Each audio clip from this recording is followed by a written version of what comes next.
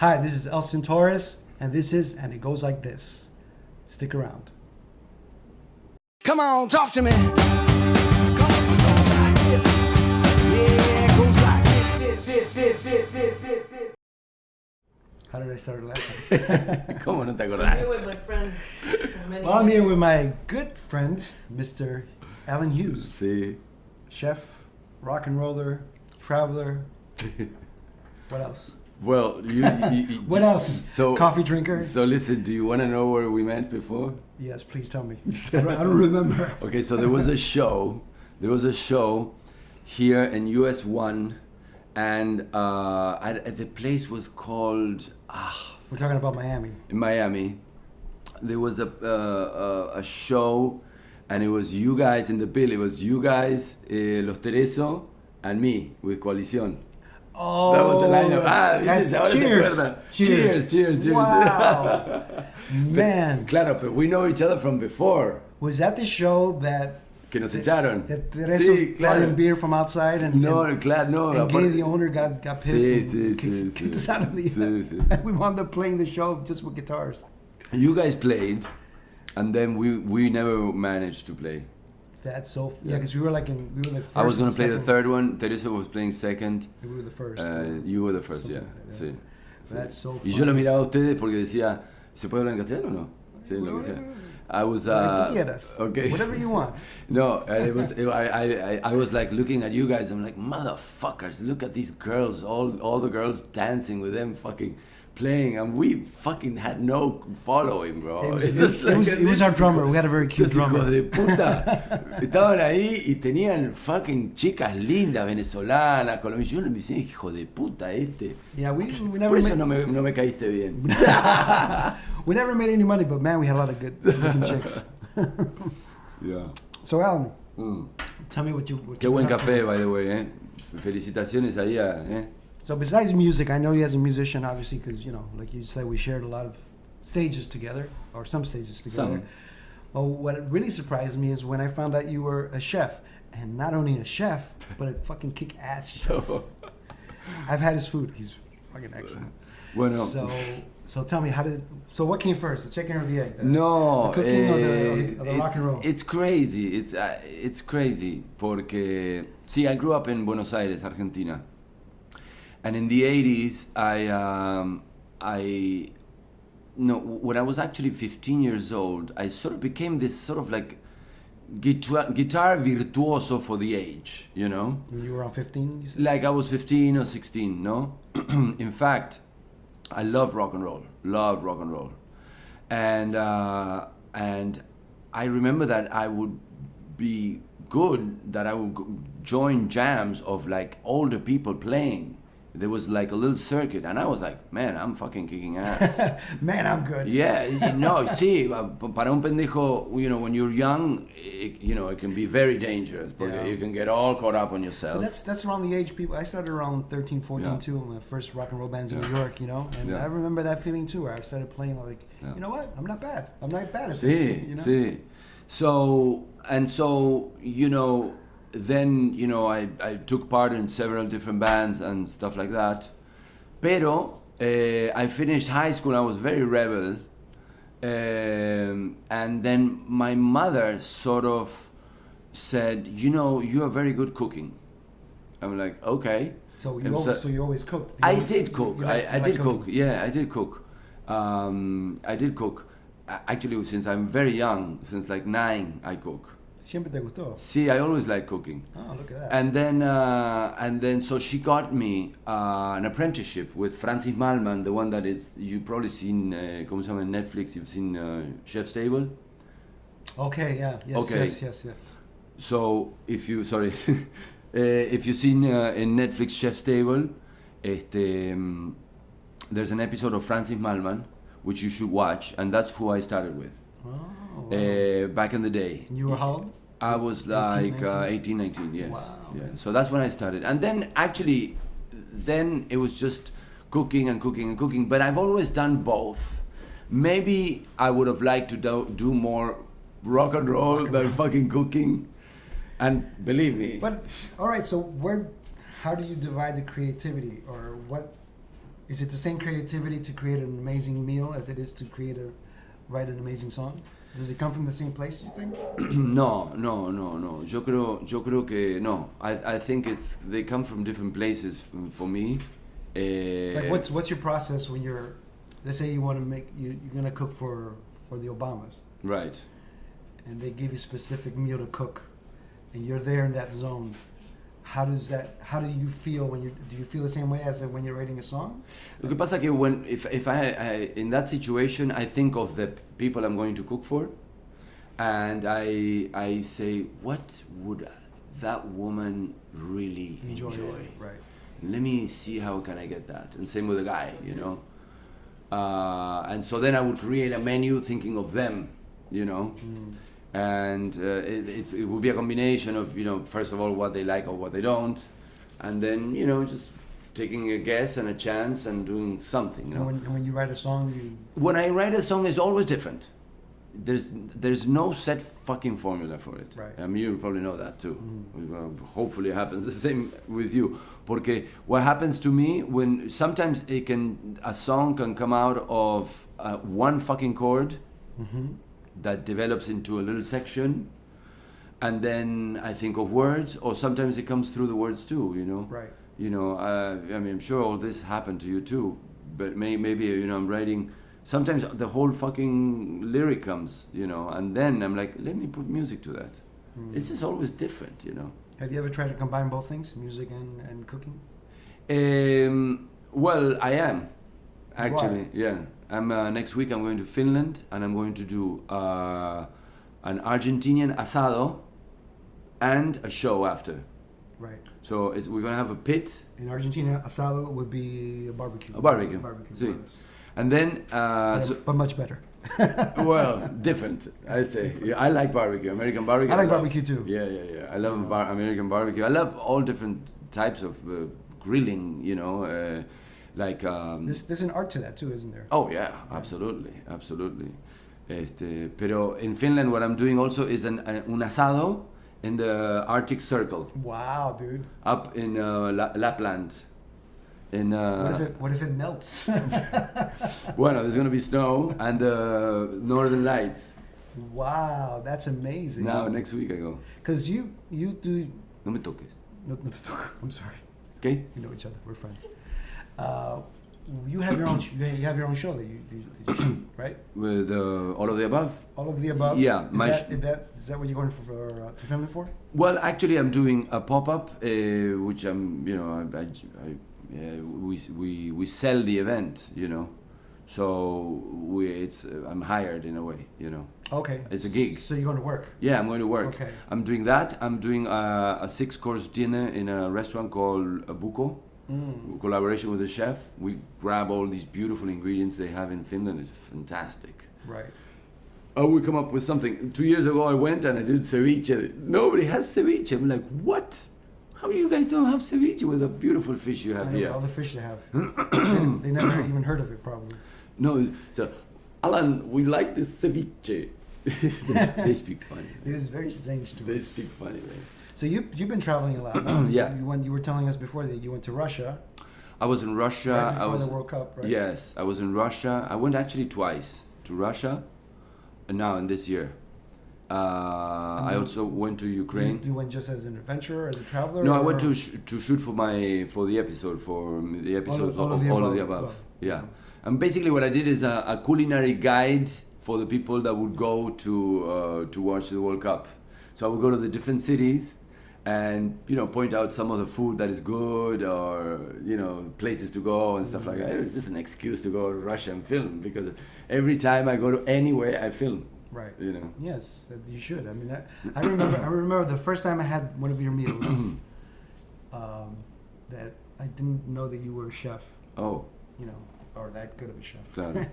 And I ate. I think it was like a salmon or something. Okay. I remember that way back, but I was like, no jodas, this is Alan Hughes' food. Damn, this guy's good. Qué bueno, gracias. In serio, I mean, that was a part of you that I didn't know. I mean, you know, because Yeah. we knew each other more from music. We didn't know, you know, I didn't know that you did that. Yeah, that was yeah. That was your Clark Kent. Claro, es que that's actually, Persona. see, it's very, as a fucking Gemini, I'm well defined. You know, I have two sides. You do have two sides. One yeah. is the food, and the other one is the music. It's, Right. I see, it's crazy. And yeah, Do you love one more than the other? You know, I thought about that many times, and many times I said, fuck, I don't want to cook anymore. Fuck. And then I maybe veer more to playing more music. And I do miss cooking, you know? Right. So I think I have to keep a balance. Like right now, it's a little more off balance to the side of cooking. Right. And it's like, but see, I'm about to release my first fish cookbook. Oh, cool. It's coming now at the end of the year. Okay, when? It's self-published. It's called About Fish, and it's a straightforward home cooking. You know, so it's a very small book. It's a simple recipes to make with fish at home. What's your favorite recipe to cook fish? No, I don't have. I have so many. What's your favorite fish to eat? Puta. Salmon? I mean, no, there's so many different fishes that it's just crazy. I mean, it's I want to try fantastic. your sunflower seeds. One of that, I'm mentioning this because that recipe is in the book. Ah, Yeah, I saw because- that in your because it Cook and was- Rock show. Yeah, right. So because it has become such a classic. So anyhow, so I had this debt of having to do the book, and that's why I'm doing it now. But the minute I release the book, I'm gonna veer more towards doing a little bit more recording and more music, which I have to. I have a lot of songs that I haven't recorded. You know. What about a cookbook with music? To it? You know, people have told me stuff like that, and it doesn't ring to me something. It doesn't. I don't know how to incorporate the food, or the music with the food in something that makes sense to me. You know, people have told me stuff as simple as, "Whoa, you can suggest a song to listen while you." Cook. To me, it's so fucking boring. It seems too. Yeah, Too obvious, right? no, Too no, cliche. too forced. No, what do you mean? No. Now, do no. you put music on when you're cooking, or no? You know, Is it more of a meditative? I gotta thing? tell you something, man. I don't listen to much music because I have a lot of music in my head, and it's like I want to create the music, and I don't want to hear so You don't much. want other music to interrupt Exacto. what your brain is Exacto. processing. I do listen to some selected bands which I fucking love, you know, and so, but in general, you know, because I know a lot of friends musicians, they listen to a lot of music. Who do you admire more, a great chef or a great musician? Yo creo que a great musician. See, Yes. why is that? You think it's tougher to be a? Maybe It's more challenging to be a great musician than it is to be a great chef. I think a great musician has much more power than a great chef. Really? You think so? Yeah. I think that if you have the capacity or the power to go into like a theater and imagine just doing a solo performance, just me and my guitar and going, wow, and having people go, wow, that is power, man.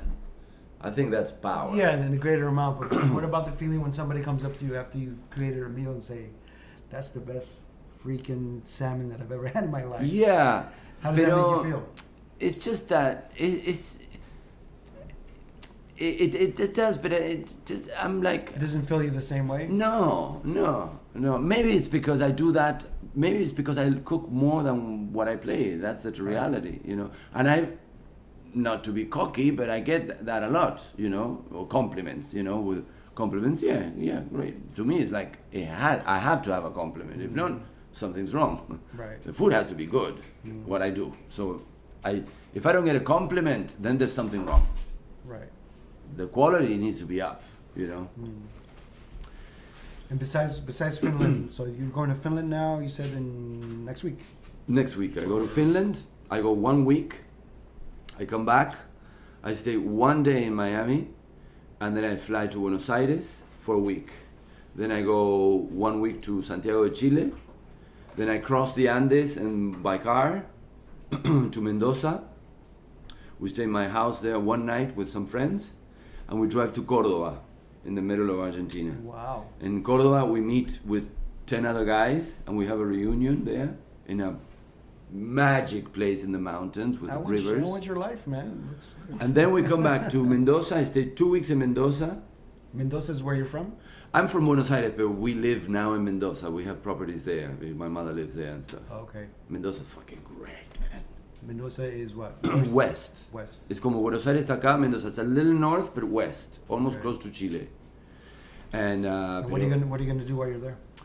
there's always stuff to do. Pero what happens in Mendoza is you drink a lot of Malbec. It's the truth. You're surrounded by wineries. I'm surrounded by wineries. Really? Sí. Claro, Mendoza. Mendoza. Mhm. And the wines you get there, you don't get them even in Buenos Aires.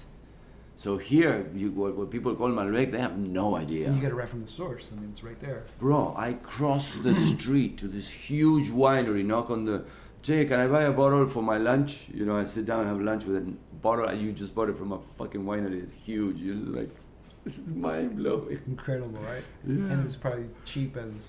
Yeah. Inexpensive. No, some wines are not cheap. Pero bueno, en Argentina no. Even in Mendoza. Bueno, sí. You can get local stuff that is very affordable. In That's- fact, we're drinking Damajuana. You know Damajuana? What's that? No, tell me. Like the 3-liter, the 5-liter like- bottles with a basket Oh, that you pour like that. Yeah. Okay. That's how we Yeah, drink. Yeah. That was we drink Malbec in Damajuana, se llama. In French it's Damajuan, or algo así. So it's basically 2 weeks of alcohol and. Yeah, see, 'cause it's not really like partying. It's just Malbec is like Mendoza. Mendoza is, you know, when you really understand. You know, it sounds cliche, no? But they talk about the wine that is the reflection of the soil, and it's like, what the fuck is that? You know, that's typical stuff. But it's true. When the wine is from the soil, it's the grape, but it's the soil that makes you the can wine. taste the land almost. You do. When you're in Mendoza, you smell at what you drink. What'd you drink? What's in the air is that when you drink a Malbec, you understand. It's crazy. That's why it's good to drink it there, because you're like, I understand now, you know? Is Mendoza your favorite place in the world? No, I don't think I have a favorite place. No. No.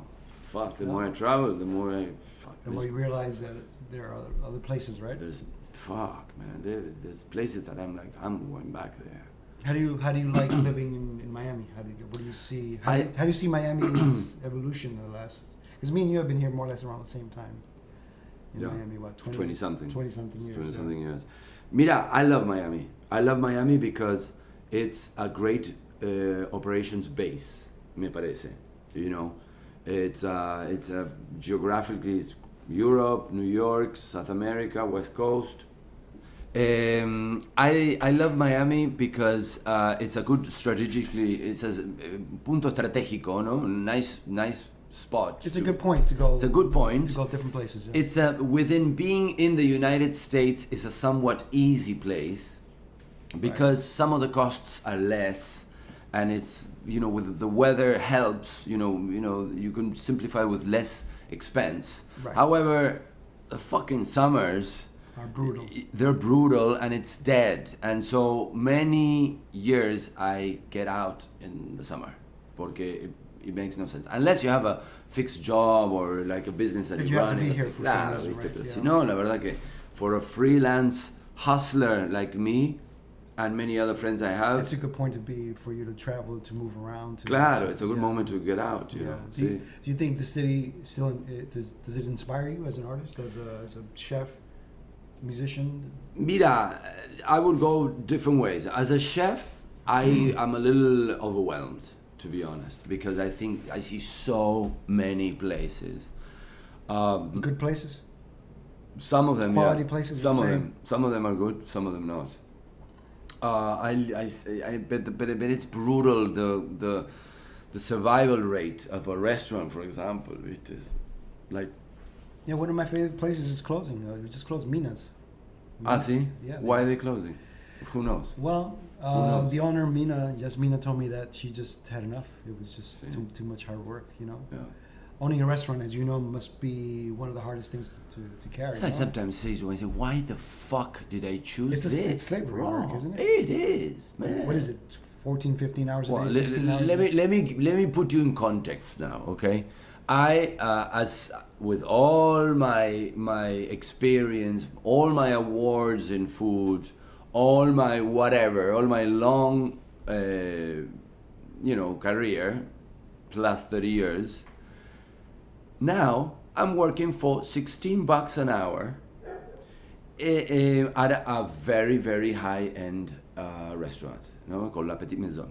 In Miami. Yeah, it's ridiculous what I'm doing, because you do it when you're 25 years old, no?